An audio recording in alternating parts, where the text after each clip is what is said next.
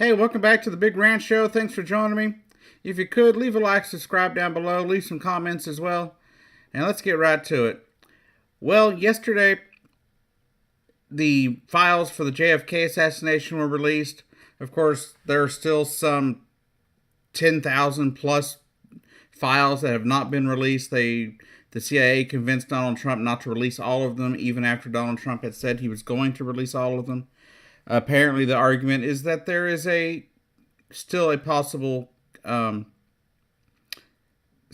security issues with releasing the other files, which I don't know how there would be such a huge problem. But it does appear that even though people have been waiting all this time to get this information out, it does appear that some of the juiciest tidbits are probably still considered classified and not released to the public. Now, I don't know where you stand on this whole issue. I don't know what anyone's feelings are here. But there was one thing that kind of caught me by surprise. It's been reported in some places. It's also some things I've seen going through some of the files. It's going to be a long time till I can actually get a full story out on this. Trying to find the information and know what the heck I'm looking at. Not to mention being able to read the stuff. A lot of the ink is blurry or just gone, just not there in a lot of places and a lot of the stuff that I've come across. But I am trying to find any kind of morsel of information that maybe people don't know that's actually pertinent to the situation of the JFK assassination.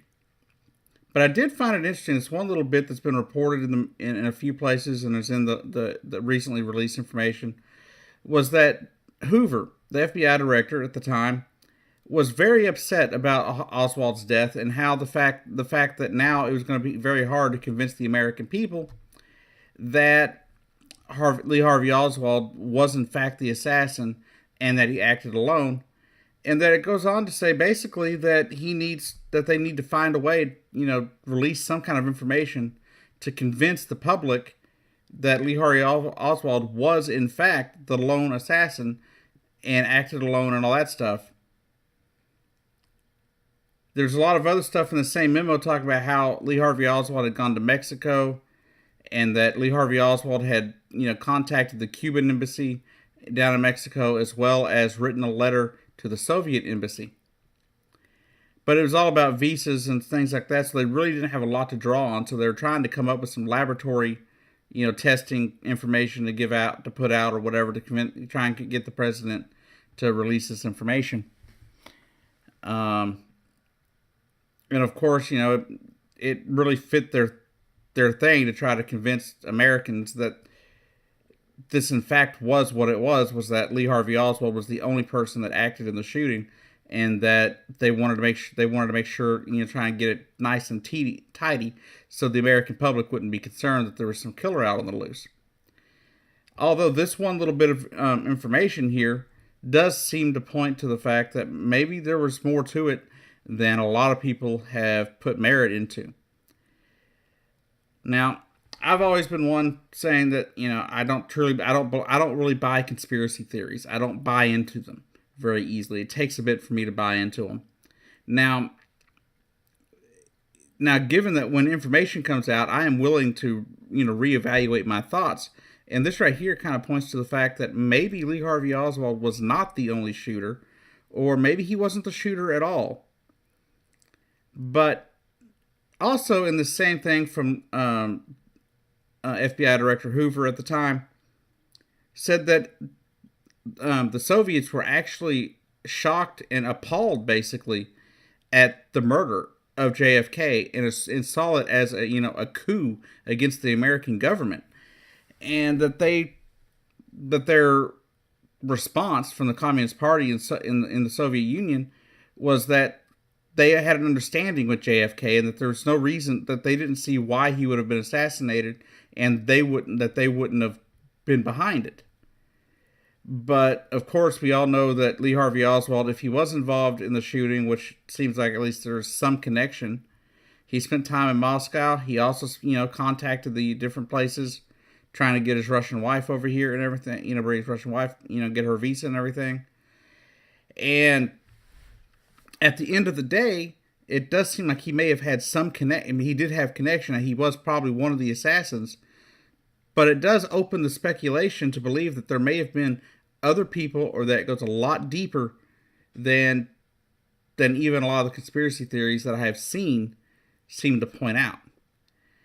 Now, from what I've seen so far, and it's only been a few hours of looking here, is, there wasn't really much of a, I don't think there was much of an effort to, lie to the American people, but it does appear that Hoover had intentions of trying to make sure the American public would buy the story that Lee Harvey Oswald was the lone shooter, acted alone, and that there wasn't anything else to it. But what I have found interesting that ties to this is the fact of FBI, or not, CIA potential issues with assassination attempts on Cuban president at the time, of course, Castro. And Castro may have been able to turn Oswald or somebody else, even, or a group of people, against the American government or against Kennedy, because of the CIA involvement in potential facts that the CIA may have been trying to assassinate Castro, which has been shown in previous documents that the CIA had attempted at times to do that, had attempted different, international assassinations of public leaders and things like that. Even though the official thing from the government is we don't kill foreign leaders, it doesn't seem to always apply to the CIA from what I've seen. But apparently the Soviet Union was, they didn't like JFK being, assassinated. They didn't think it was great. And they really thought it was a hindrance to their relationship with the United States. So it would seem that maybe the Russians or the Soviet Union wasn't directly connected, as some conspiracy theories have pointed out. I guess in time will tell. I will keep reading these documents. I'll keep trying to bring what I can to you. And I hope this video made any bit of sense, but there are so many files, and I just wanted to get something out about it. And I'm having a hard time reading a lot of them because they're just, very broken up, and some of the ink and stuff is very smudged or worn. And this is about the only file I've come across that was so well preserved that I was able to read it pretty clearly. But anyhow, y'all have a great day. Check out these files for yourself. I'll try to put a link down below if I can. Anyways, y'all have a great day, and I'll see you down the road.